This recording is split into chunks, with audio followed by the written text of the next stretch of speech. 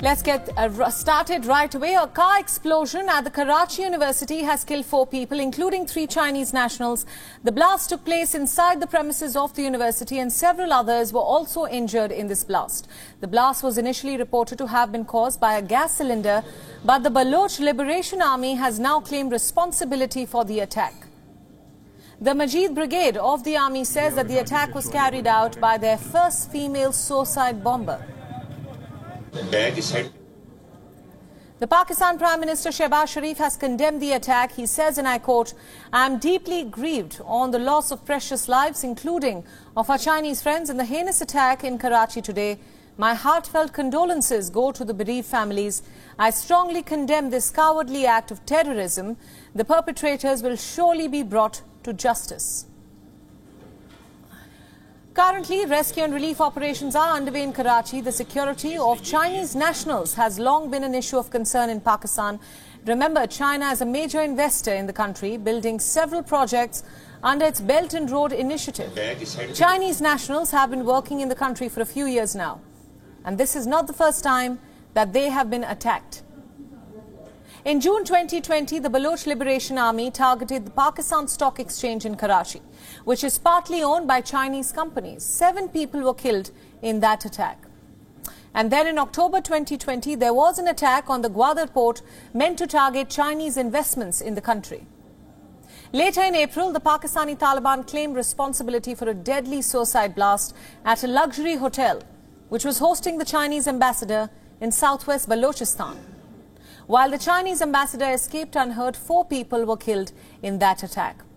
And then in June last year, a deadly blast ripped through a bus in Pakistan. It killed 9 Chinese workers, injuring 28 others.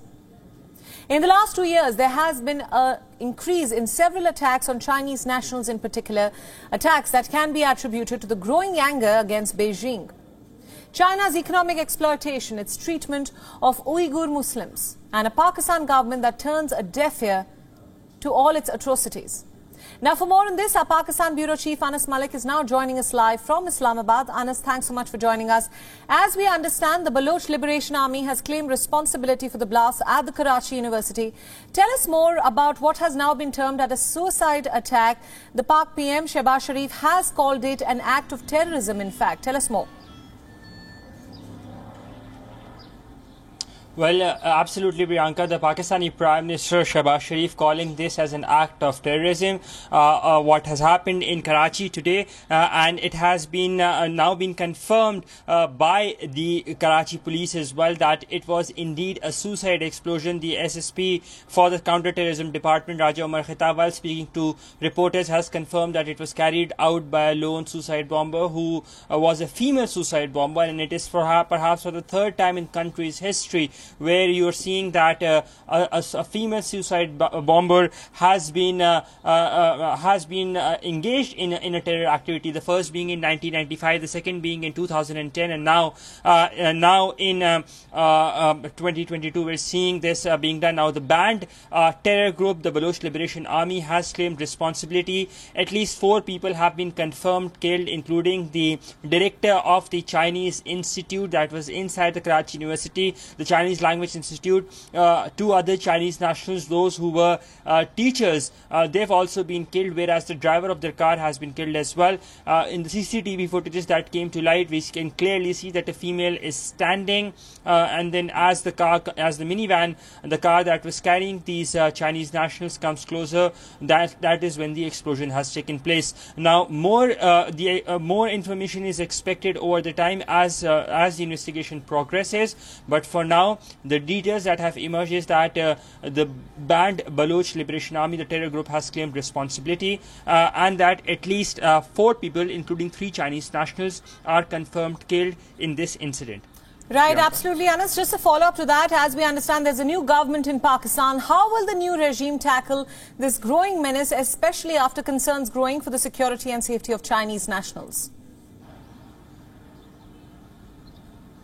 Well, that is something that has been there. Terrorism has been an issue that governments over the time have been battling with, and they vow to up the security measures of those Chinese nationals, not just Chinese nationals but the foreign nationals by and large. That has been the key focus.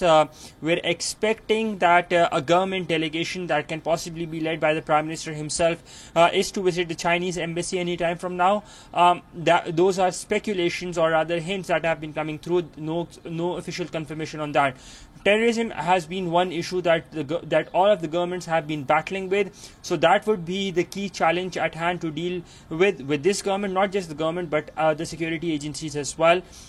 They will be upping the security measures for the at least for the time being, but will that be enough? Will that be sufficient? Only time can tell. Right, absolutely. Anas Malik, our Pakistan Bureau Chief, thanks so much for all those inputs and thanks for joining us on WION World is One at this hour. WION World is One is now available in your country. Download the app now and get all the news updates on the move.